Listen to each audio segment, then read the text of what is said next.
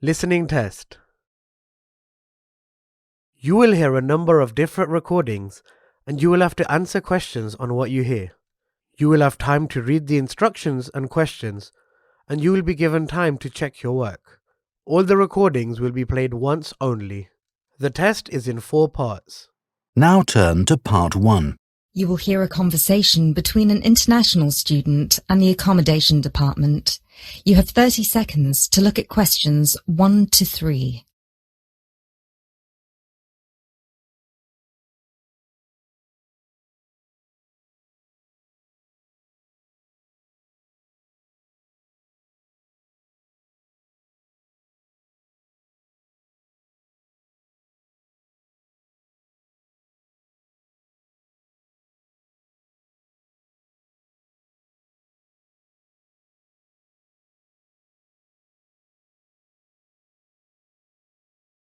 Hello, accommodation department. How can I help you? Do you look after accommodation for international students? Yes, we look after accommodation for all the students. Good.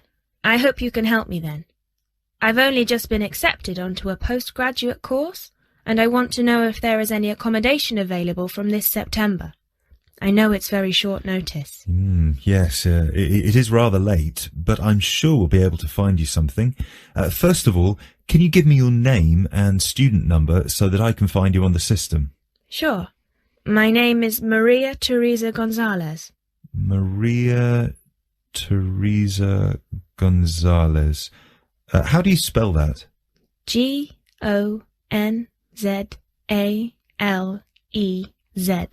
Thank you. Got it. And your student number, please? SHU 300715PG. SHU 300715PG. Ah, here you are. Department of Modern Languages. Yes, that's me.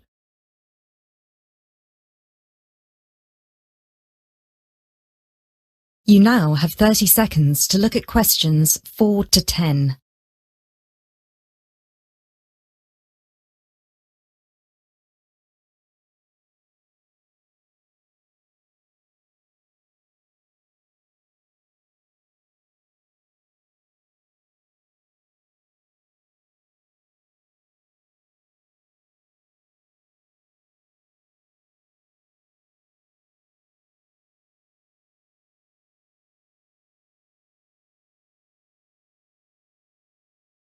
Okay, now there are several options for postgraduate students. Firstly, there is the Trigon. This is a new block near to the station and not far from the main campus. Accommodation is what we call cluster accommodation. What does that mean? There's a small group of rooms, usually 6, each with its own bathroom clustered around a lounge kitchen area which is shared. Oh, I see. That sounds good. They are very popular. The price for these is £99 per week, and we do have some availability left. However, for postgraduate students, there are other options. And what are they? There's another apartment block called The Cube, located near the west gate of the campus. Accommodation there is in 1 or 2 bedroom self-contained flats. So, the cube is self-contained? How does that work? Well, basically, they're just like ordinary apartments. Each apartment has 1 or 2 study bedrooms with ensuite bathroom, a lounge and a kitchen. And what is the price of those? For the 1 bedroom, it is £180 per week, and for the 2 bedroom, it is £110 per week for each person. And can I choose who I share with? If you have a friend and you would like to share with them, of course, we can reserve a 2-bedroom apartment for you both. Otherwise, you just have to share with whoever else is there. Obviously, it will be another woman. I will have to think about this. Do I have to make a decision now? No, but we don't have much accommodation left, so I can't guarantee that there will still be availability if you leave it too long. Yes, that's fair. I have a friend in the management department who might like to share. I will speak with her and get back to you this afternoon. Okay, fine. Do let us know as soon as you can. I will do. Thanks for all your help. My pleasure. Bye. Bye. That is the end of Part 1. You now have 30 seconds to check your answers to Part 1.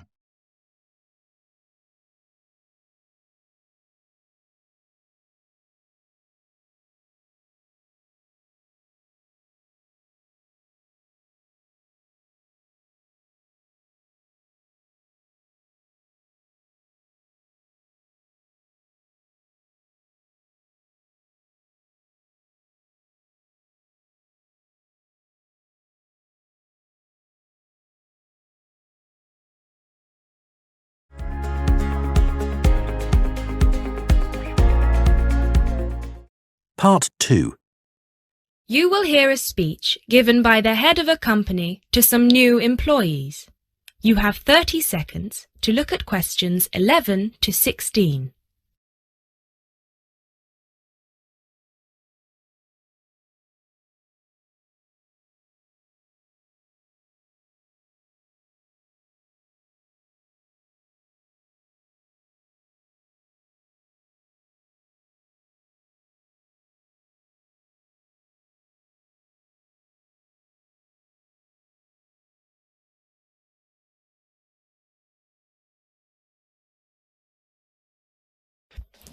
First of all, a warm welcome to Barker's Country Safaris. We're delighted to have you all on board for this season.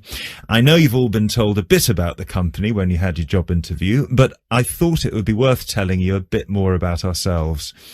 Barker's was set up 10 years ago by myself, John, and my then girlfriend and now wife, Nancy. We started it initially just as a hobby. We felt that there was a good opportunity to share our love of the countryside in this part of the world with the many visitors who come here. As you know, most people come for the beaches in the summer, but there is so much more to the region, and this is what we wanted to exploit. Nancy and I were born near here, and as teenagers we went climbing, kayaking, whitewater rafting, potholing, and just straightforward walking. This district is in our blood, and we love it. While we were still at university, we started taking small groups of visitors out into the national park in Nancy's brother's old Land Rover. We'd drive them around the back lanes and into the forest. We'd also organise rock climbing tours for friends of friends. Then, each year, without us having to advertise, people came back to us to ask for more excursions and trips. So, 5 years ago, we gave up our other jobs to focus full-time on Barker's Country Safaris. Now, 2 years after that, we set up the activity tour part of the business, and 1 year ago, we expanded into organising activities for school groups during term time. Obviously, this was a massive challenge with all the health and safety requirements, but it's proving a great success. You now have 30 seconds to look at questions 17 to 20.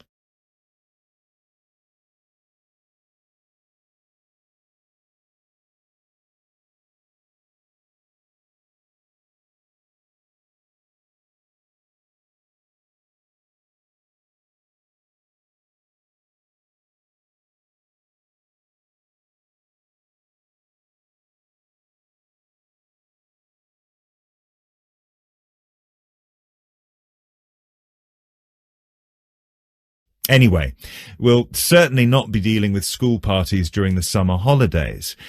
Our clients for the next 3 months are mostly family parties or groups of friends, and I'd like to talk a bit now about the tours we offer and what your responsibilities will be. Our most popular excursion is the Woodland Tour and Trail. Now, often this is sold out and we have all of our 10 Jeeps in convoy with 8 people in each Jeep. It's a lot of fun. These tours really offer a taster of what we can provide. So as both driver and guide, it is important that you do a good job here so they come back for the bigger tours. I will talk about the commission package later. As the summer days are so long, we have 3 tours each day, but you will not be expected to work on more than 2 of them. Morning tours start at 8 a.m. and go to midday. Afternoon tours are from 2 p.m. to 6 p.m. and then evening ones 7 p.m. to 11 p.m.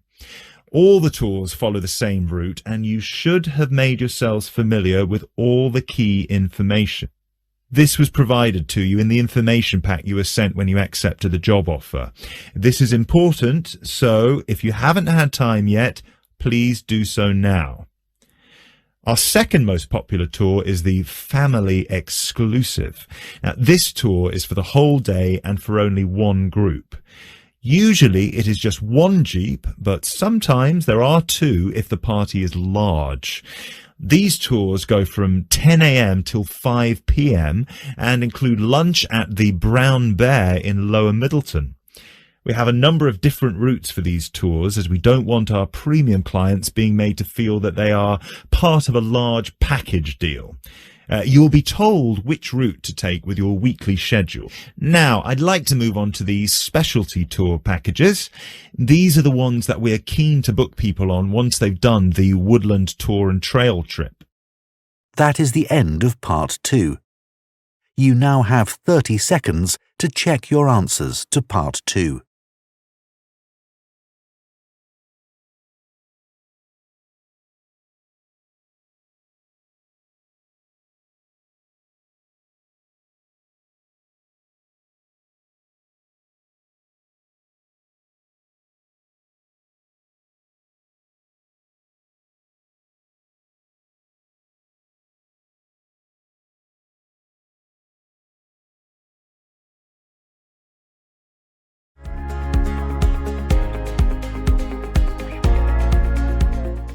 Part 3. You will hear a conversation between two students who will discuss a project they're working on together. You have 30 seconds to look at questions 21 to 27.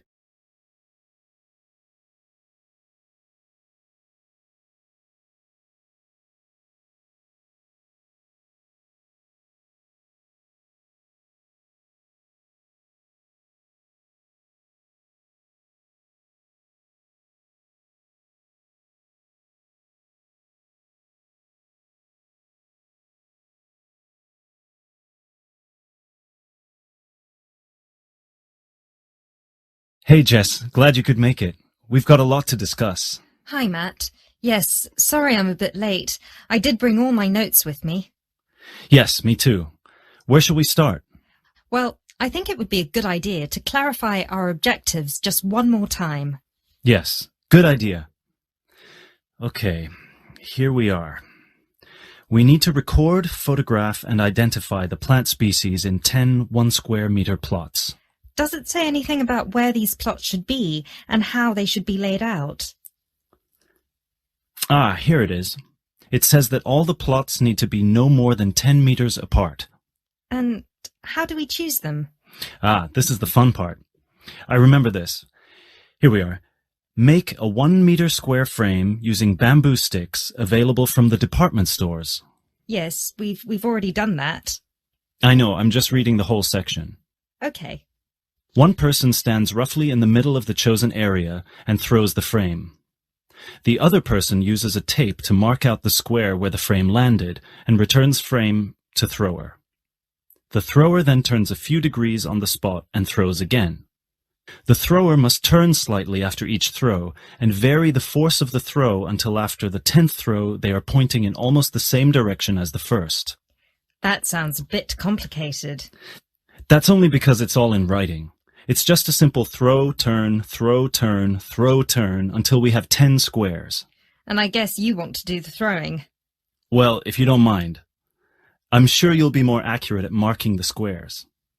Yes, I am sure I am, and I'm sure you've got a stronger throwing arm.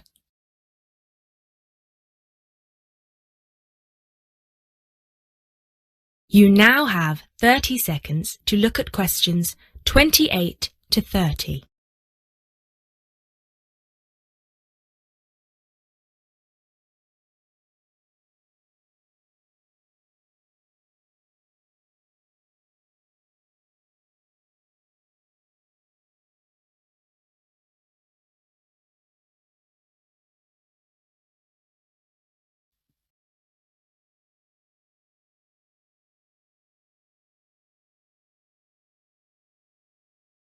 Okay, good. We've got that sorted.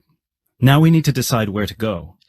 Yes, I've been thinking about that and I've brought the map. Ah, well done. I forgot mine. Now, I've identified 3 possible locations, but they've all got some disadvantages. Okay, fire away. Well, the area around this lowland marsh could be interesting. There'll be a lot of interesting water plants here. Looks good, but what's the problem? Mainly that it's already a designated nature reserve, and I think there's already been a lot of research done here. Ah, I see. Well, I'd rather do something that's new and can be useful. I agree. That's why I identified this area further west. See, here, behind the beach. Oh yes, I see. That area there, where it's flat, but quite high. Exactly. If you look a bit further inland, you'll see that there are hills which will protect that area from strong north winds. I see. Excellent. But what's the problem? Just that it may not be very interesting. We know that the geology there is not conducive to a wide variety of plants. I agree. So what's your last idea? Well, I think this one is a bit of a winner, although I did want to show you the other 2. Look up here on the north coast. Where? See this bay? Well, I know that there's been quite a lot of studies done here, but a bit further to the east, behind this headland. No one has ever looked at that. Well, I certainly couldn't see any studies. That is interesting. And the plant life could be a bit different because of the shelter from the wind the headland provides. Exactly. Brilliant, Jessica. That's a great idea. We'll go there. Thanks. Now all we have to decide is when is a good time. That is the end of part 3. You now have 30 seconds to check your answers to part 3.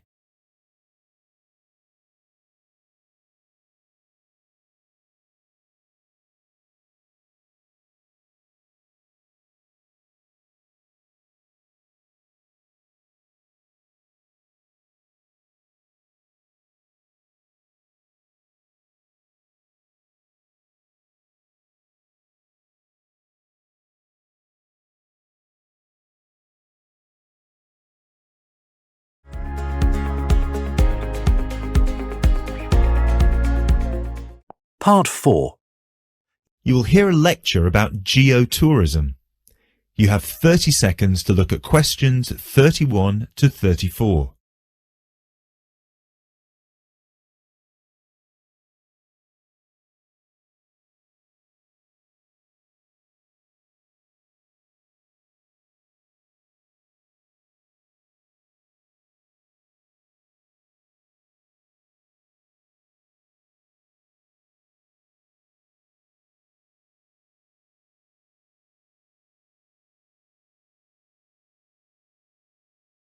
Now, I'd like to move on to talk about something called geotourism. Geotourism is very basically leveraging the benefits of tourism for local communities. I would just like to give you a couple of statistics which are very illustrative of the current situation with regard to young travellers and international tourism. Firstly, tourism has an impact on more people worldwide than any other industry.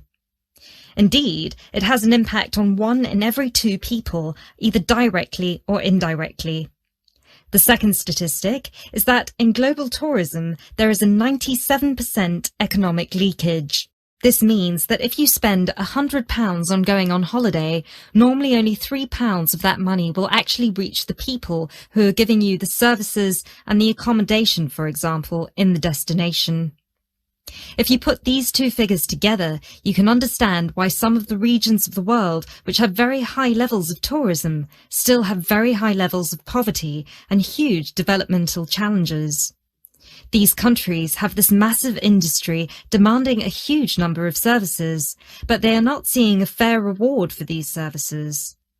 Geotourism is about changing this.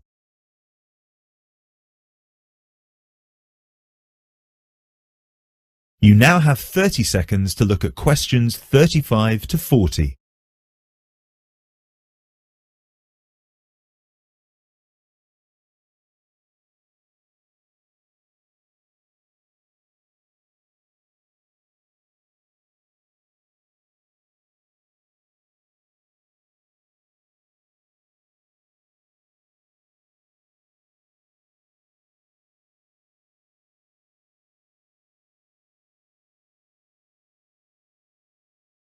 Projects are now being developed with financial organizations such as the World Bank.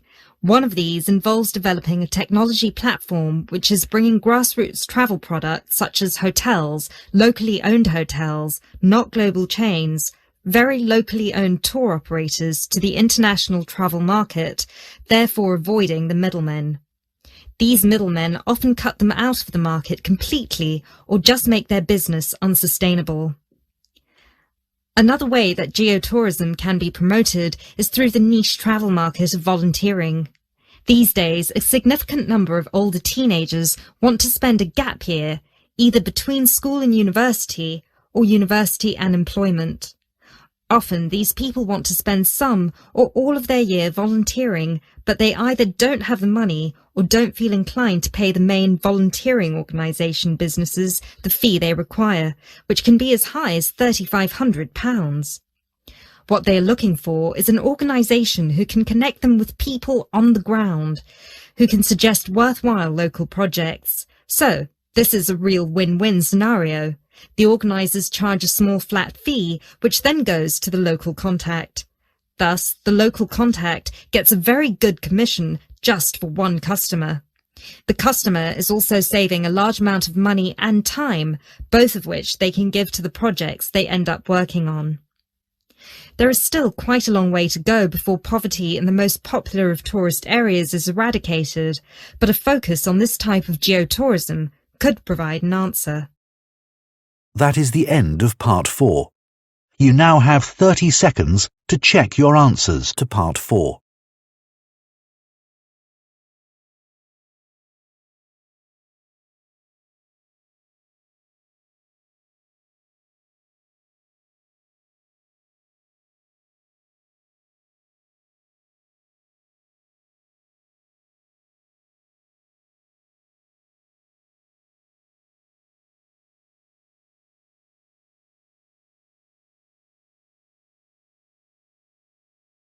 That is the end of the listening test.